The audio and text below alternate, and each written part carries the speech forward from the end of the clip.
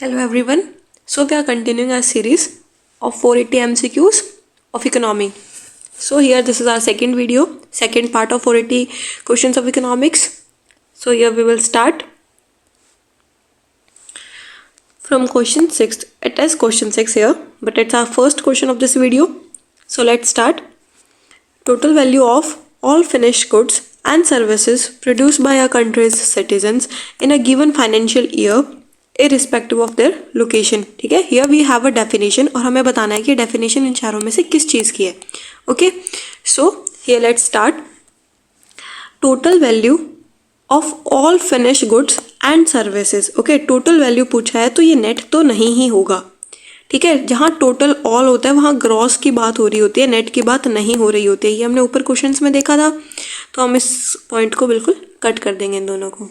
Okay, अब next पे देखते हैं. उसके बाद में इन्होंने पूछा है service produced by a countries citizens irrespective of location. Citizens की बात की है, लोकेशन की बात नहीं की है.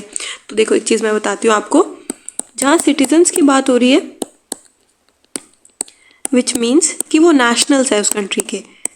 ठीक है, तो यहाँ पे नेशनल्स की बात हो रही है. और जहाँ पे टेरिटरी की बात हो रही है, लोकेशन की बात हो रही है, ये सब क्या है, डोमेस्टिक में आएंगे. जहाँ नेशनल की बात करेंगे वहाँ जीएनपी निकालेंगे, और जहाँ पे टेरिटरी और लोकेशन की बात करेंगे वहाँ जीडीपी निकालेंगे. अब यहाँ किसकी बात करें, कंट्री के सिटीजन्स की बात करें, तो यहाँ ऑप्शन क्या होगा, ग्रॉस नेशनल प्रोडक्ट. डोमेस्टिक क्यों नहीं होगा, लोकेशन होता तो डोमेस्टिक होता, यहाँ पे सिटीजन्स है तो नेशनल होगा, gross national product. Okay, next question पे आते हैं. Which one of the following statements appropriately describes net national product. अब ध्यान से देखना, यहाँ नेट नेशनल प्रोडक्ट है, जीडीपी वाला नहीं है, नेशनल प्रोडक्ट है, यानी सिटीजन से रिलेटेड है. चलो इसमें से देखते हैं चारों में से कौन सा सही है. It is the GDP calculated after adjusting weight of the value of depreciation, basically net form of GDP. ठीक है, ये बिल्कुल गलत है, क्योंकि मैंने अभी बताया था कि यहाँ नेशनल की बात हो रही है, जीडीपी की बात हो ही नहीं रही है, तो ये बिल्कुल गलत है. यहाँ पे अगर जीएनपी होता तो ये बिल्कुल सही था. ये नेट फॉर्म ऑफ जीडीपी क्या हो गया, नेट डोमेस्टिक प्रोडक्ट. ये डेफिनेशन किसकी है, नेट डोमेस्टिक प्रोडक्ट की. अरे बात समझ में. नेक्स्ट पॉइंट देखते हैं. It is the product calculated after deduction of depreciation from the gross national product. ये वाली डेफिनेशन है, ये है नेट नेशनल प्रोडक्ट. ठीक है, आफ्टर डिडक्शन ऑफ डेप्रिसिएशन हटाने के बाद ग्रॉस नेशनल प्रोडक्ट से जो बचता है वही नेट नेशनल प्रोडक्ट होता है ना, तो ये वाला एकदम सही है. फिर भी आगे वाले देख लेते हैं. सो यहाँ पे पॉइंट थर्ड की हम लोग बात करते हैं. It is the value of all final goods and services produced with in the boundary of a nation during 1 year period. ठीक है, all final goods and services produced with in the boundary. Boundary की बात यानी domestic, all की बात यानी gross. ठीक है, तो ये क्या हो गया, gross domestic product. Okay, next point है. It is the total value of all, यानी फिर से gross finished goods and services produced by countries citizens, यानी नेशनल्स की बात हुई है in a given financial year, तो ये क्या हो गया, gross national product, which means की correct answer is B. Next question देखते हैं. फैक्टर कॉस्ट और मार्केट कॉस्ट के बारे में पूछा है इन्होंने. Factor cost is the production incurred on various factors of indirect tax rates in the economy. ठीक है, नेक्स्ट देखते हैं. Market cost is in production is an incurred cost on rent, power, interest of loan. ठीक है, अब इसमें हमें incorrect बताना है. ओके, तो सबसे पहले मेरी बात सुनो. एक चीज़ देखो यहाँ पे, जब अपन मार्केट की बात कर रहे हैं, ठीक है, जैसे फॉर एग्जांपल एमआरपी होता है, तो उसी के अंदर टैक्स इंक्लूड करते हैं ना हम लोग. जो जीएसटी है वो एमआरपी पे ही लगता है, तो जो टैक्सेस है उनका कनेक्शन मार्केट के साथ होगा. और आपको पता होगा, आपने फैक्टर्स ऑफ प्रोडक्शन नाम सुना है, अगर आपने इकोनॉमिक्स बेसिक से किया है तो आपने सुना होगा 4 factors of production, land, labour, capital. तो ये जो है सारा, कि लैंड पे जो रेंट लगता है, लेबर को जो इनकम देते हैं, कैपिटल पे जो इंटरेस्ट आता है, तो ये सारा फैक्टर का पार्ट होता है. तो यहाँ पे क्या लिखा है इन्होंने कि फैक्टर का पार्ट तो टैक्स है और मार्केट का पार्ट ये है रेंट, पावर, इंटरेस्ट. आ रही बात समझ में? तो ये मार्केट वाला यहाँ जाएगा और फैक्टर वाला यहाँ आएगा। इन्होंने इसको स्वैप कर दिया है, ठीक है। मार्केट वाली डेफिनेशन ऊपर लिख दिया और फैक्टर वाला इन्होंने नीचे लिख दिया है। ये बहुत सारे क्वेश्चन में ये चीज़ें रिपीट करते हैं ये लोग कि ज़्यादातर मैचअप्स में करते हैं कि अगर यहाँ पे जैसे मैचअप्स में 3 चीज़ें इन्होंने दी है और इनके सामने लिखा है, इनको बोला है कि आप मतलब इनको बताओ कि सही मैच्ड है या नहीं है, तो ये इसके वाला यहाँ लिख देंगे। तो ये वाला तो ऑब्वियस है ना गलत हो जाएगा। अगर आपने एक पकड़ा तो दोनों गलत हो जाएंगे। तो इसमें चांसेस ये होता है कि एक सही हो अगर 3 दिए हुए हैं तो इन चीज़ों का ध्यान रखना कि ये बहुत बारी रिपीट होता है कि लोग डेफिनेशन स्वैप कर देते हैं। अरे बात समझ में? तो पहले दोनों डेफिनेशन रीड करना और फिर देखना, जैसे मान लिया आपने ये पढ़ी और ये पढ़ी, और फिर देखना कि अगर ये दोनों एक दूसरे से मैच ज़्यादा हो रहे हैं या जो जिसमें लिखा हुआ है वो ज़्यादा मैच हो रहा है, ठीक है। तो ये थोड़ा सा एप्टीट्यूड यूज़ करना पड़ेगा आपको इस क्वेश्चन में। तो इसमें आंसर होगा बोथ 1 and 2, दोनों गलत है। नेक्स्ट क्वेश्चन करते हैं। India calculates it's national income at constant prices, ठीक है, और डेवलप्ड नेशन कैलकुलेट करते हैं करंट प्राइसेस। क्यों करते हैं ये पूछा है कि इंडिया कैलकुलेट करते हैं कांस्टेंट प्राइसेस पे और जो डेवलप्ड नेशन करते हैं वो करते हैं करंट प्राइसेस पे। क्यों? ठीक है, तो देखो मैं आपको एक चीज़ समझाती हूँ। जैसे 2011 है, 11-12 और ये 2021-22 है। यहाँ पे क्वांटिटी प्राइस देखो, अगर क्वांटिटी 100 है और पर का प्राइस 10 है तो हमारा जीडीपी कितना होगा? 1000 रुपीज़। अगर देखो हमारी क्वांटिटी 100 है और हमारा प्राइस 12 रुपीज़ है तो हमारा जीडीपी क्या हो गया? 1200 रुपीज़। अब देखो यहाँ पे हमने क्या किया, अगर हम लोग यहाँ पे करेंगे, अगर हम इसको कांस्टेंट प्राइस पे देख रहे हैं, यानी ये वाला बेस ईयर मान लिया हमने, अगर हमने इसको बेस ईयर रख दिया कि 2011-12 बेस ईयर है और ये हमारा कांस्टेंट प्राइस है, तो विच मीन्स हम कमोडिटी को देखेंगे कि 100 × 10 1000 हो रहा है, ये उस टाइम था, ये हमारा बेस ईयर है। और अभी अगर मान लो अगर कमोडिटीज़ 100 ही बची है तो बेस ईयर हम इसी को मानेंगे तो 1000, विच मीन्स जीडीपी उतना का उतना है, नो चेंज। अरे बात समझ में? ये होता है कांस्टेंट प्राइसेस पे, क्योंकि हम प्राइस को कांस्टेंट रख रहे हैं 10, हमने इसको 12 में चेंज नहीं किया है। अब देखो नेक्स्ट वाला बताती हूँ आपको मैं, करंट प्राइसेस का। अब अगर करंट प्राइसेस में देखेंगे 12 तो हमारा आंसर आएगा 1200। और अगर हम पिछले साल का मतलब 2011-12 का देख रहे हैं तो 1000 है, ठीक है। तो हम इसको कैसे निकालेंगे? 1200 माइनस 1000, तो हम ऐसे बोलेंगे 200 का हमारे पास पॉजिटिव है, मतलब जीडीपी में हमारा इतने % का इंक्रीज हुआ है, मतलब 20% इंक्रीज हुआ है हमारी जीडीपी में, हम ऐसा बोलेंगे इसको। तो ये करंट प्राइस पे हो रहा है ना कि हमने इन्फ्लेशन काउंट कर लिया कि भाई हमारा प्रोडक्शन तो बढ़ ही नहीं रहा, प्रोडक्शन तो 100 का 100 ही है, पर हमारा प्राइस चेंज हो गया, 10 से हमारा प्राइस 12 हो गया है। तो ये जो 2 रुपीज़ का प्राइस में जो चेंज हुआ है ये इन्फ्लेशन की वजह से हुआ है। तो करंट प्राइस में इन्फ्लेशन इंक्लूड हो जाता है, इसलिए हमारा जीडीपी बढ़ा हुआ दिखा रहे हैं, ठीक है। तो ये करंट प्राइस और कांस्टेंट प्राइस में आपको डिफरेंस समझ आ गया होगा। अब इसका क्वेश्चन कर लेते हैं। देखो, changes in calculation parameter by the NITI Aayog after succeeding the erstwhile planning commission. इन्होंने ऐसे बोला है कि जो नीति आयोग आया प्लानिंग कमीशन के बाद में, उसको मतलब रिप्लेस कर दिया नीति आयोग ने प्लानिंग कमीशन को, तो उसने ये पैरामीटर लेकर आया कि भैया हम आज से नेशनल इनकम को कांस्टेंट प्राइस पे देखेंगे, करंट पे नहीं देखेंगे। ऐसा कैसे पॉसिबल है? नीति आयोग इतनी बड़ी बात कर रहा है तो जीएसटी काउंसिल क्या कर रहा है? मतलब मैं जस्ट एग्जांपल दे रही हूँ, ये नहीं करता है जीएसटी काउंसिल ऐसा काम, बट मैं बता रही हूँ। फाइनेंस कमीशन क्या कर रहा है? आरबीआई क्या कर रहा है? मतलब ये इतनी बड़ी बॉडीज़ है ना यार, फाइनेंस कमीशन, आरबीआई, ये कुछ नहीं बोल रहे हैं। जीएसटी काउंसिल इनसे छोटी बॉडी है, वो भी कुछ नहीं बोल रही है। यहाँ पे नीति आयोग कैसे आ गया यार? उसका काम सिर्फ प्लानिंग करना होता है ना, सिर्फ वो प्लानिंग करता है। मतलब वो ये थोड़ी बताएगा कि हम भाई अब आज से हम लोग कांस्टेंट प्राइस रख रहे हैं या आज हम बेस ईयर चेंज कर रहे हैं। ये काम तो फाइनेंस कमीशन का है ना, आरबीआई का है। ये कहाँ से आ रहा है? ये बिल्कुल बहुत ही गलत बॉडी दे दी इन्होंने यहाँ पे। तो ये बिल्कुल एक बार भी मत सोचो, बॉडी बिल्कुल गलत है। जीएसटी काउंसिल रख देते तो आप कंफ्यूज भी हो जाते थोड़ा बहुत, बट ये तो बहुत बहुत बहुत ही गलत डायरेक्शन में इन्होंने दे दिया, तो इसको तो आप हटा ही दो। सेकंड, अब इसको ए को हटा दे तो डी हटा दो, ऑल ऑफ द अबव हो ही नहीं सकता। अब इन दोनों में से एक है। अब देखो, calculation of national income at current prices does not contain inflation values.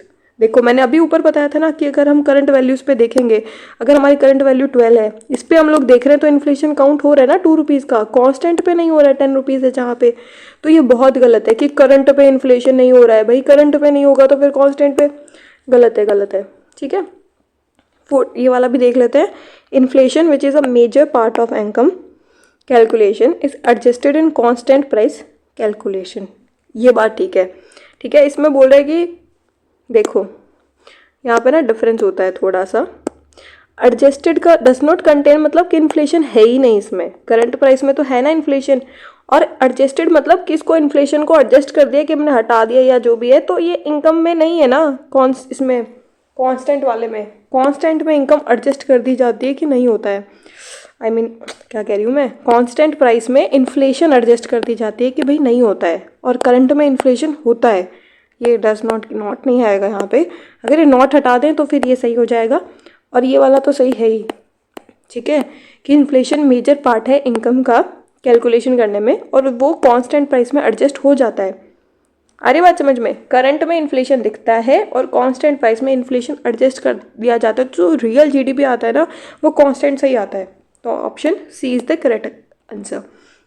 Next करते हैं। In the early period economist used progress, growth and development interchangeably, ठीक है, but during the 1970s clear meaning of these terms really evolved with context of growth and development, ठीक है। अब देखो ये इतना जो यहाँ तक पैराग्राफ इन्होंने दिया है ना, ये ऐसे दिया है कि भाई पुराने ज़माने में जो पहले जो इकोनॉमिस्ट थे वो प्रोग्रेस, ग्रोथ और डेवलपमेंट को एक ही चीज़ मानते थे, पर अब ये चीज़ें चेंज हो गई है। तो हमें क्या करना है, मेन क्वेश्चन यहीं पे है कि ग्रोथ और डेवलपमेंट में डिफरेंस बताना है, ठीक है। एक चीज़ बताती हूँ मैं आपको, ग्रोथ और डेवलपमेंट। अरे बात समझ में, देखो ग्रोथ, हमारा जीडीपी ग्रोथ कर रहा है 7% की रेट से, ठीक है। हम लोग 5th लार्जेस्ट इकोनॉमी है वर्ल्ड में। अरे बात समझ में, बट स्टिल हमारा डेवलपमेंट है ही नहीं। 11% हमारे पास पॉवर्टी है, मल्टी डायमेंशनल पॉवर्टी, तो गरीबी बहुत है, इनइक्वालिटी बहुत है इंडिया में, ठीक है। इनइक्वालिटी इतनी ज़्यादा है, इतनी ज़्यादा कि 70% वेल्थ जो है वो टॉप 10% के पास है। इतनी ज़्यादा इनइक्वालिटी, अरे बात समझ में। तो इनइक्वालिटी ज़्यादा है। अब मेरी बात सुनो, जैसे स्विट्ज़रलैंड है, ठीक है, तो उसकी इकोनॉमी बहुत छोटी सी इकोनॉमी है उसकी, बहुत स्मॉल इकोनॉमी है, बट स्टिल डेवलपमेंट बहुत हाई है, वहाँ पे इनइक्वालिटी बहुत कम है, वहाँ पे पॉवर्टी बहुत कम है। तो ये इस बेसिस पे होता है। ग्रोथ का मतलब नंबर्स में और डेवलपमेंट का मतलब क्वालिटी में, ठीक है। ग्रोथ का मतलब भाई तुम्हारा कितना जीडीपी कितना बढ़ रहा है, तुम्हारा पर कैपिटा इनकम कितना बढ़ रहा है, तो ये नंबर्स में बात हो रही है ग्रोथ की। और डेवलपमेंट कैसे होता है, क्वालिटी में, कि भाई तुम्हारे लोग खुश हैं कि नहीं है, तुम्हारे लोग गरीबी में हैं कि नहीं है, तुम्हारी इनइक्वालिटी कितनी है। तो ये डिफरेंस होता है ग्रोथ और डेवलपमेंट में, ठीक है। अब इसका क्वेश्चन करते हैं। Economic growth is a qualitative term, it's hard to measure in real terms like net growth of the road network, ठीक है। इकोनॉमिक ग्रोथ क्वालिटेटिव टर्म है, ये ऐसा कह रहा है। मैंने क्या बताया था कि ग्रोथ तो नंबर से हो जाएगी ना, तो ये क्वांटिटेटिव टर्म है। अरे बात समझ में, क्वालिटेटिव टर्म नहीं है, पहला तो यही गलत हो गया, ठीक है। अब कह रहा है इट्स हार्ड टू मेजर।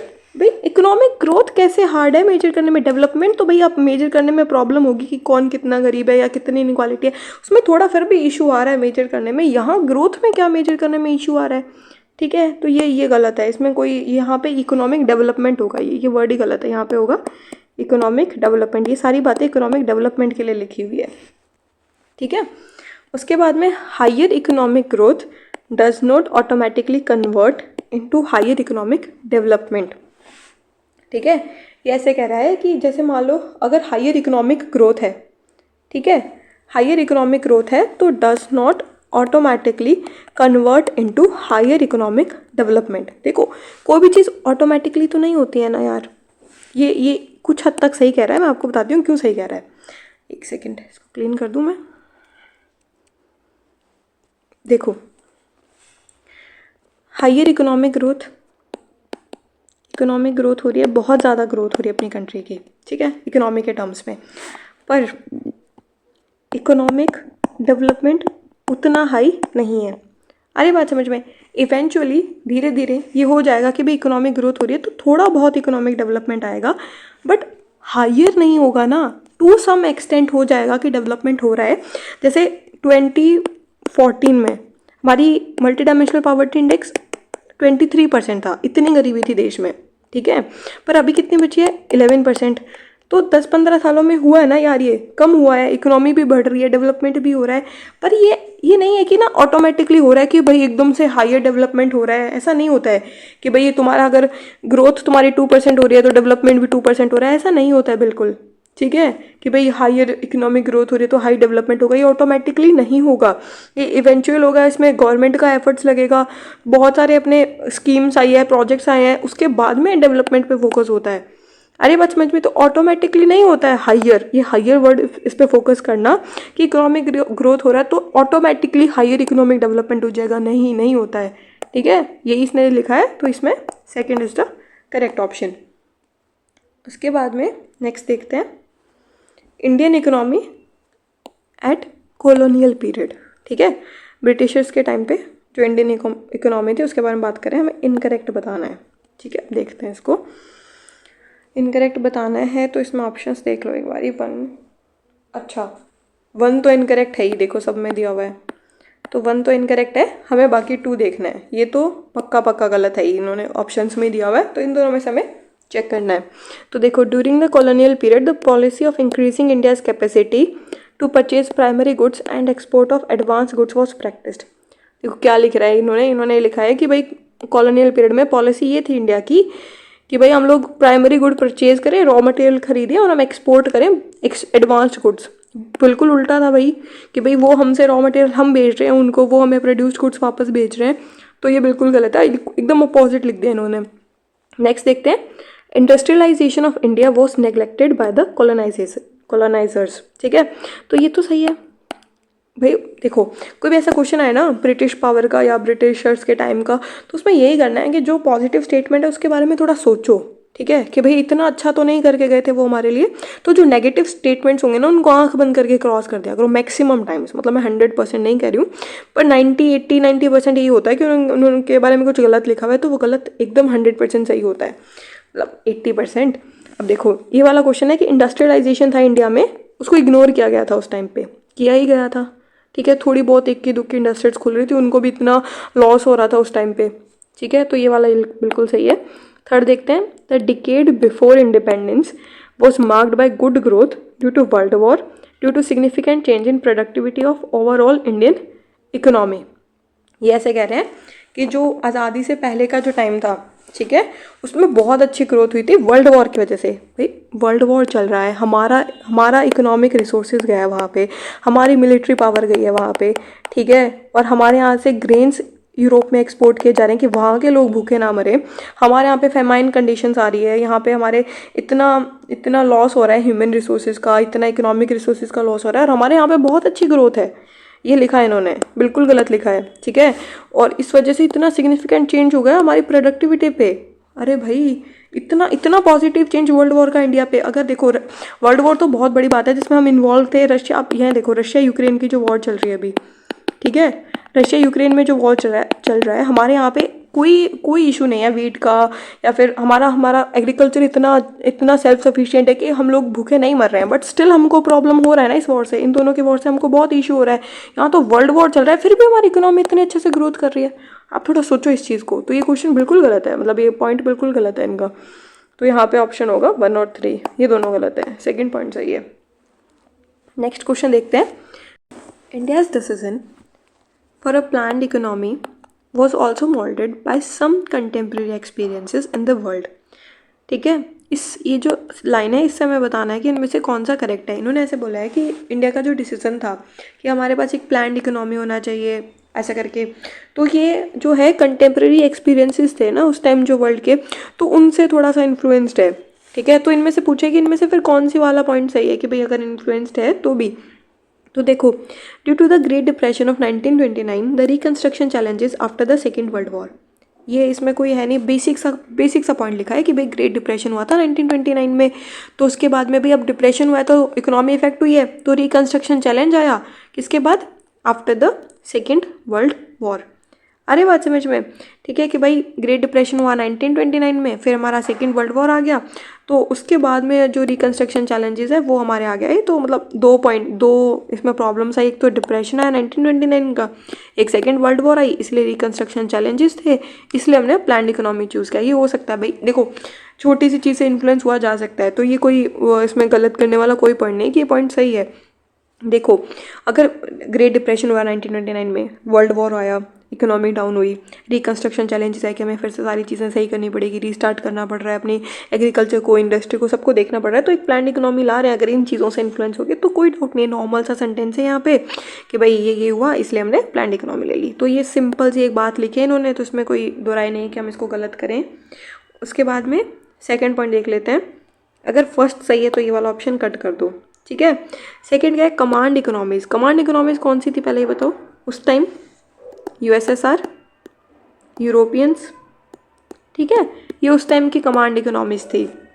तो उस टाइम की कमांड इकोनॉमीज थी। अब देखो, in the world started performing badly in terms of economic growth in 1950s।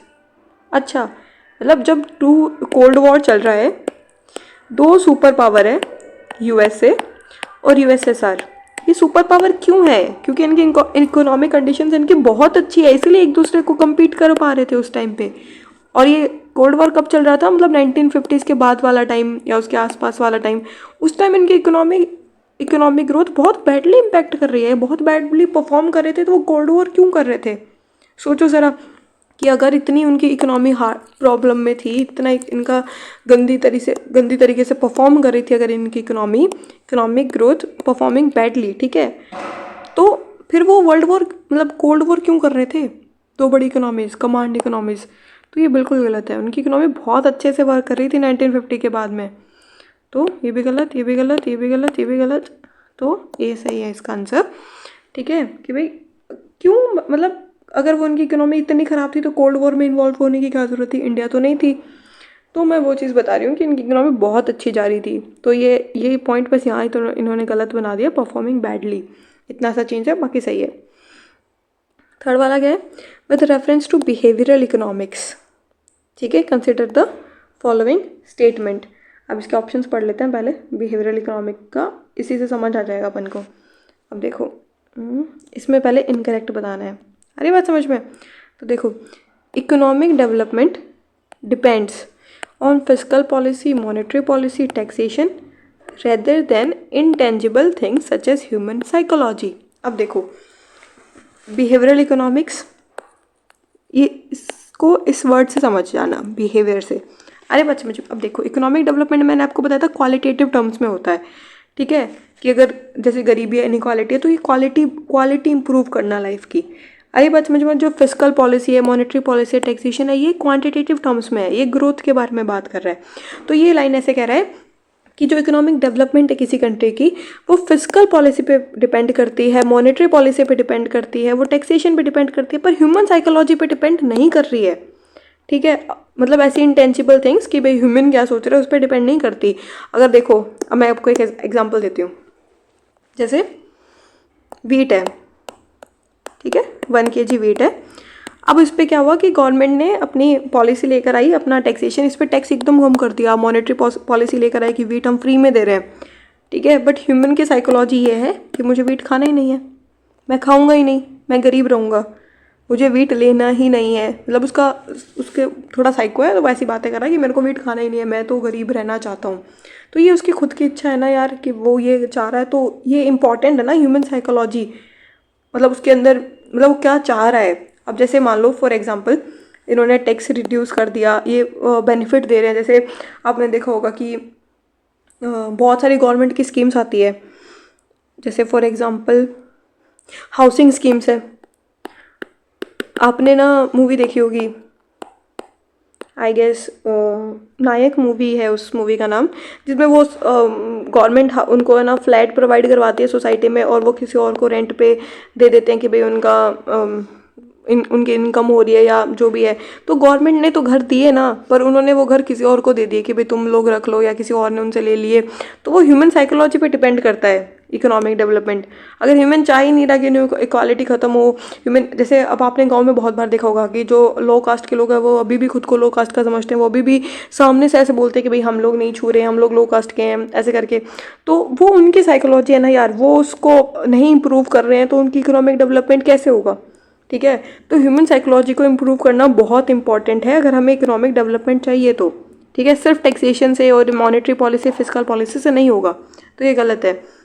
उसके बाद में क्या कह रहे हैं, loan default increases in the if the frequency of meeting between creditor and debtor increases. अब देखो, क्रेडिटर वो होता है जिसने दिया है, मतलब जिसने मनी दी है, और डेब्टर वो होता है जिसने मनी ली है। अब जैसे मान लो अगर मैं आपको 100 रुपीज़ दे रही हूँ, ठीक है, और आपने 100 रुपीज़ मैंने आपको एज अ लोन दिया, और आप मेरे से रोज़ मिल रहे हो।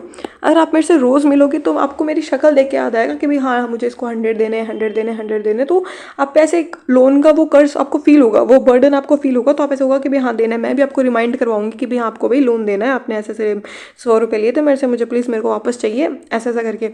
तो अब अगर इसके चांसेस कम है ना कि आप मेरे 100 रुपये लेके भाग जाओगे। आप मेरे से डेली मिल रहे हो और आप फिर ऐसे कह रहे हो कि आपके 100 रुपये लेके आप मेरे भाग रहे हो या आप मुझे दे नहीं रहे हो, तो इसमें चांसेस कम। आप मेरे से डेली मिल रहे हो तो आपको ऐसा लग रहा है कि भाई हाँ मुझे ये बार बार याद दिला रहा है, बार बार मुझे याद आ रहा है कि भाई मेरे पे लोन है, मुझे रिटर्न करना है, ये वो। तो जैसे मीटिंग बढ़ेगी वैसे लोन डिफ़ॉल्ट कम हो जाएगा, डिक्रीज़ हो जाएगा, ये इंक्रीज़ नहीं होगा।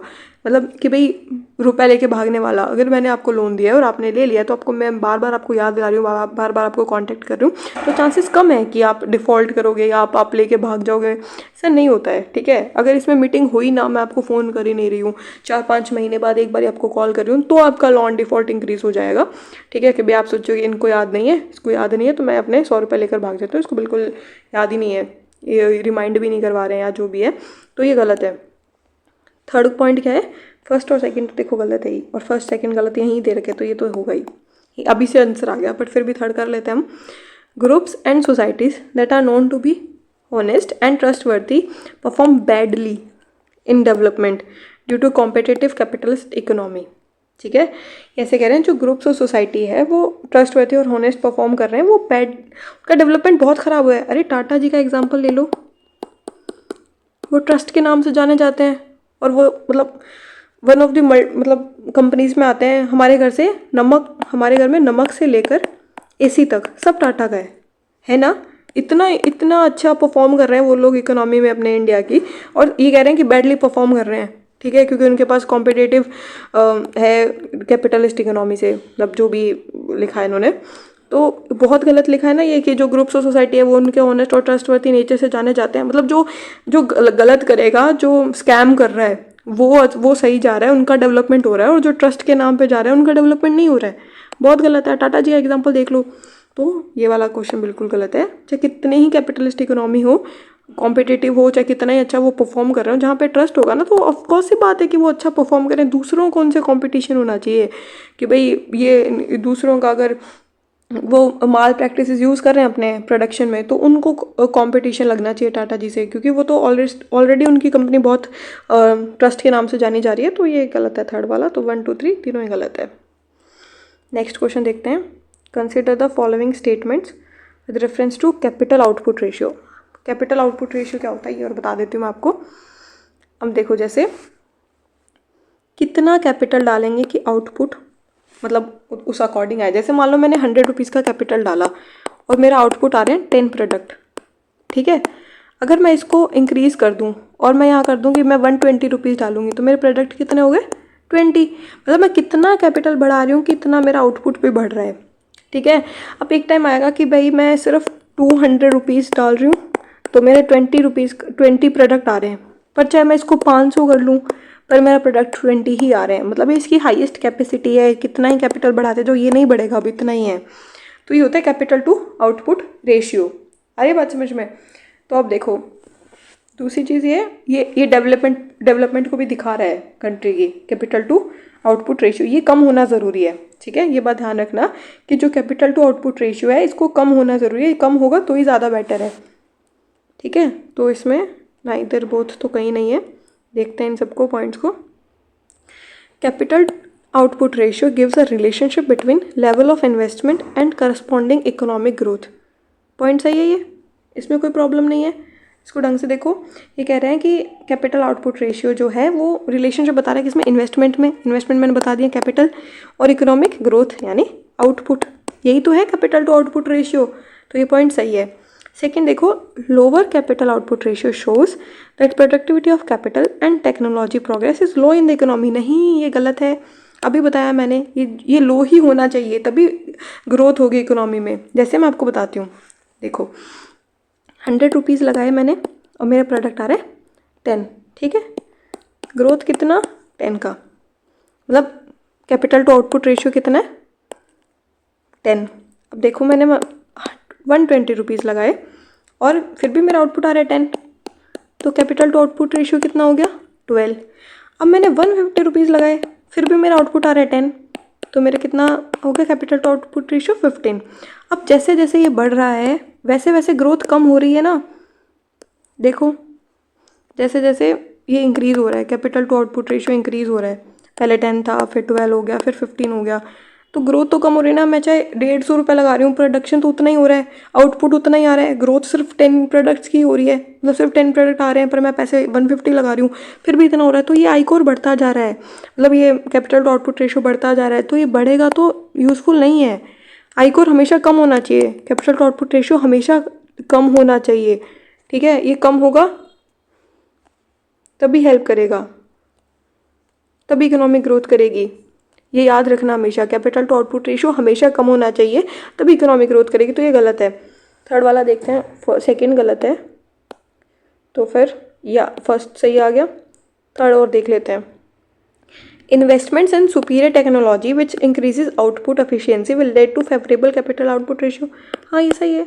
टेक्नोलॉजी देखो, अगर हम टेक्नोलॉजी में इम्प्रूव कर रहे हैं, ठीक है, पहले सारा डाटा हम लोग बुक में लिखते थे, नोटबुक्स में लिख रहे हैं, अब हम कंप्यूटर का यूज़ कर रहे हैं, MS वर्ड का यूज़ कर रहे हैं, तो वो टेक्नोलॉजी आई, हमने और सुपीरियर टेक्नोलॉजी लेकर आए जिससे आउटपुट एफिशिएंसी बढ़ रहा है।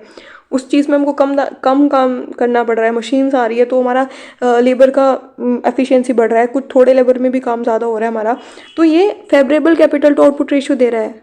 तो सही बात है ना यार, कि भाई देखो अगर मैंने 100 रुपीज़ लगाए और मेरा 10 रुपीज़ का आउटपुट आ रहा था, ठीक है, तो हमारा आईकोर कितना था, 10। अब मैं मान लो 200 रुपीज़ लगाए मैंने, पर अब मेरा 30 आ रहा है आउटपुट, सिर्फ टेक्नोलॉजी बढ़ाने से। मैंने 100 रुपीज़ की टेक्नोलॉजी लगाई और 100 रुपये इन्वेस्टमेंट है ही, अब मेरा 30 आउटपुट आ रहा है, तो विच मीन्स 18 और 20 6.6 कुछ का मेरे पास आईकोर आ रहा है, ठीक है। कैपिटल टू आउटपुट रेशियो कम ही हो रहा है ना, तो मतलब ग्रोथ हो रही है यहीं पे, तो ये अच्छा है, ये एफिशिएंसी बढ़ा रहा है, हमारा आउटपुट बढ़ेगा ही। आ रही है बात समझ में? तो इसमें आंसर 1 और 3। नेक्स्ट देखते हैं with reference statements with reference to capital goods. अब देखो कैपिटल गुड्स क्या होते हैं, जैसे मशीनरी, ठीक है, और जो भी चीज़ मतलब जो प्रोडक्शन में हेल्प हो रही है बीच में, हमारे जो भी मशीनरी या जो भी प्रोडक्ट हम लोग ला रहे हैं बीच में, वो चीज़ मैं आपको बताती हूँ, इन पॉइंट से समझ आ जाएगा आपको। तो देखो पहले देख लो, इसमें ऑल नाइदर कहीं पे भी नहीं है। अब देखते हैं, capital goods provides service without losing its essential functional characteristics except wear and depreciation. अब जैसे मान लो मैं मशीन लेकर आई, मशीन प्रिंटिंग प्रेस लेकर आई मैं, ठीक है, मेरे को बुक्स प्रिंट करनी है, तो मैं प्रिंटिंग प्रेस लेकर आई। अब ये प्रिंटिंग प्रेस मेरे पास 25 साल से काम करेगी, तो भी इसमें ज़्यादा नुकसान नहीं होगा, सिर्फ कलर उतर जाएगा, थोड़ी ब्रेक हो जाएगी, ठीक है। तो यही यहाँ पे लिखा wear and depreciation, which means अगर मैं ये डेप्रिसिएशन का मतलब देखो, अगर मैं ये मशीन लेकर आई थी 50,000 की और मैं इसको अगर आपको सेल करूँगी 25 साल बाद, तो शायद आप इसको मेरे को 20K में ख़रीदना चाहो मेरे से, ठीक है। तो ये डेप्रिसिएशन हो गया कि इसका जो अमाउंट है वो कम हो गया। जैसे गाड़ियों के साथ होता है, ये गाड़ी अगर हम लोग 20 लाख की ला रहे हैं, तो उसको बाद में अगर आप रीसेल करोगे तो 12 लाख में बिकेगी, तो उसका डेप्रिसिएशन हो गया ये, ठीक है। डेप्रिसिएशन लैंड का नहीं होता है, ये बात ध्यान रखना, लैंड में तो बढ़ता ही जा रहा है उसका प्राइस लैंड का, तो ठीक है। पर यहाँ जो कैपिटल के अपन बात कर रहे हैं वो किसकी, मशीन्स की, तो डेप्रिसिएशन होगा, थोड़ा सा वियर हो जाएगा, वियर एंड टियर हो जाएगा, जैसे मशीन में थोड़ा कलर उतर रहा है उसका, या फिर कोई थोड़ा स्लो काम कर रही है, या जो भी है थोड़ा सा इशू रहता है, उसको अपन को बार बार रिपेयर कराना पड़ रहा है, बस उतना इशू होता है, ठीक है। बाकी उसके जो असेंशियल फंक्शनल कैरेक्टरिस्टिक्स है ना, वो चेंज नहीं हो रही है, ठीक है।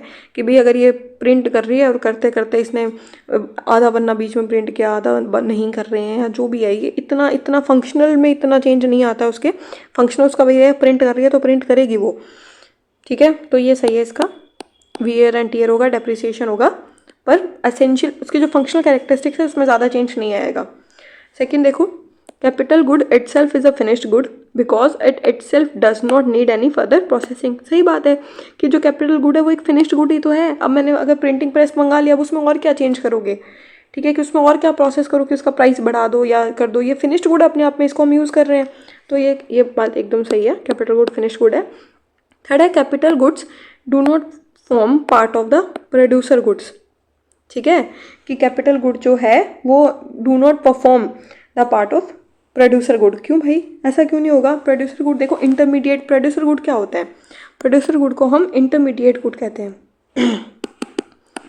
इंटरमीडिएट गुड्स, ठीक है। अब देखो ये इंटरमीडिएट गुड्स है। अब जैसे मान लो किसी ने इसको बनाया है, ठीक है, जैसे फॉर एग्जांपल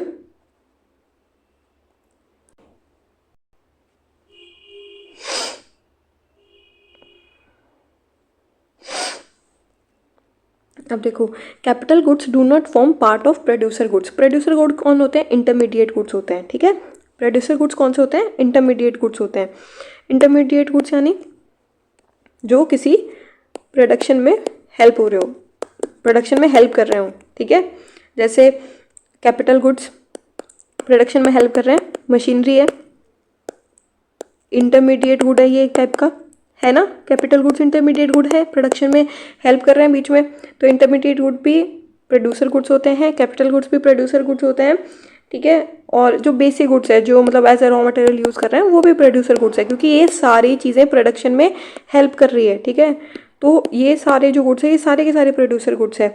तो कैपिटल गुड एक टाइप का इंटरमीडिएट गुड है, और इंटरमीडिएट गुड भी प्रोड्यूसर गुड्स होता है। तो ये फॉर्म पार्ट ना, ये डू नॉट नहीं होगा, ठीक है। Capital goods do form the part of producer goods. तो थर्ड रॉन्ग है, तो first and second is the correct answer. अरे बात समझ में। नेक्स्ट करते हैं, sunrise sector in an economy, ठीक है। सनराइज सेक्टर क्या होता है? देखो नाम से समझ आ रहा है, सनराइज जिसमें बहुत मतलब चांसेस ज़्यादा हो, ठीक है। जैसे मान लो आर्टिफिशियल इंटेलिजेंस है, सेमीकंडक्टर चिप बनाने वाला जो काम है, ये सारे आज के टाइम से मतलब ये जो कंटेम्प्रेरी टर्म्स में बहुत इंपॉर्टेंट है। अगर आपने आज इंडस्ट्री लगाई तो सक्सेस है इसमें, ठीक है। इसमें इसकी बहुत डिमांड है, ज़्यादा डिमांड है, वो सनराइज इंडस्ट्रीज़ होती है। तो इसके पढ़ लेते हैं एक बारी। Sunrise sector industries characterised by high growth rates and high degree of innovation. सही बात है, ठीक है। मतलब हाई ग्रोथ रेट है और हाई डिग्री ऑफ इनोवेशन चाहिए, आर्टिफिशियल इंटेलिजेंस, सेमीकंडक्टर चिप, ये सारी चीज़ होगी। तो इसमें हाँ भाई हाई कैपिटल फंडिंग भी ज़्यादा चाहिए होती है इनमें, ठीक है, क्योंकि इनोवेशन करने के लिए हमको कैपिटल फंडिंग भी तो चाहिए ना, ऐसे तो नहीं हो पाएगा। तो ये सही है।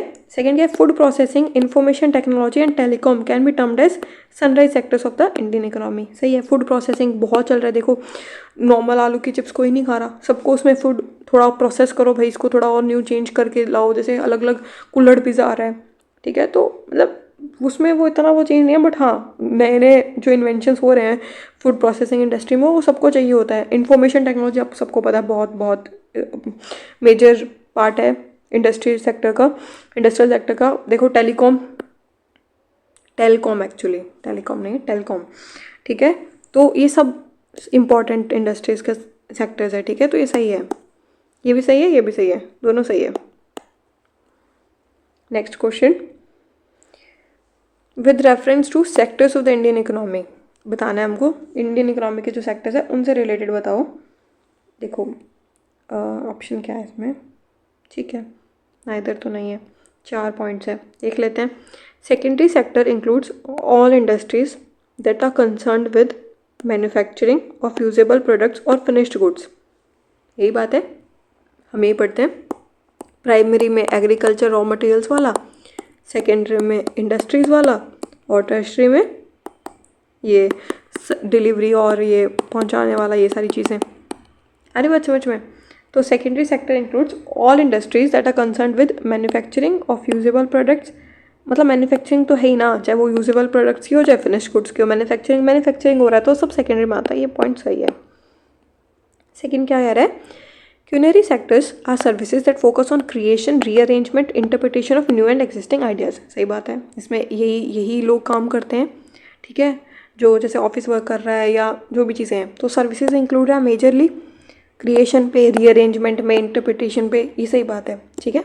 यही सर्विसेज होती है जो इन चीज़ पे फोकस कर रही है। इसका कोई एग्जांपल, जैसे साइंटिस्ट्स, गवर्नमेंट ऑफिशियल्स,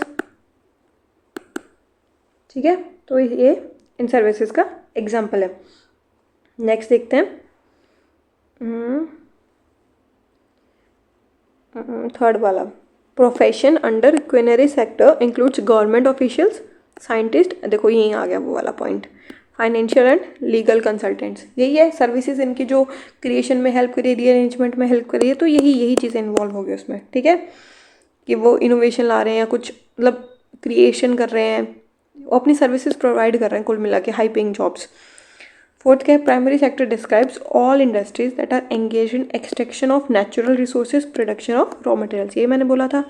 प्राइमरी में क्या है, जो रॉ मटेरियल से रिलेटेड हो या जो मतलब जो एग्रीकल्चर सेक्टर जहाँ से नेचुरल रिसोर्सेज आ रहा हो उन सबसे, जैसे माइनिंग हो गया, एग्रीकल्चर हो गया, वो सब प्राइमरी सेक्टर में आता है। तो इसमें चारों के चारों पॉइंट बिल्कुल सही है। कितने क्वेश्चन हैं, 18, 19, तो काफ़ी पड़े हैं।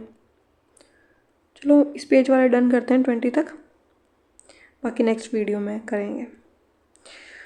Consider the following with reference to public goods, ठीक है। अब पब्लिक गुड के कॉन्टेक्स्ट में हमें ये सारे सेंटेंसेस देखने हैं, उनको बताना है। एंड देखो पब्लिक गुड कौन कौन से, फॉर एग्जांपल देखो जैसे मिलिट्री सबके लिए काम कर रही है, किसी के लिए पर्सनल नहीं है कि भाई मेरी मिलिट्री मैंने अलग रखी हुई है, सिर्फ मेरे लिए मेरी रक्षा कर रही है और आपकी मिलिट्री अलग है, ऐसा नहीं है ना। मिलिट्री सबकी कंबाइन है, सबकी सारे देश की रक्षा एक साथ, एक कॉमन मिलिट्री है सबकी। उसके बाद में पब्लिक पार्क, तो ये पब्लिक गुड्स है, ठीक है। ये एग्जांपल देते हैं इनके कॉन्टेक्स्ट में, ये सेंटेंस देख रहे हैं।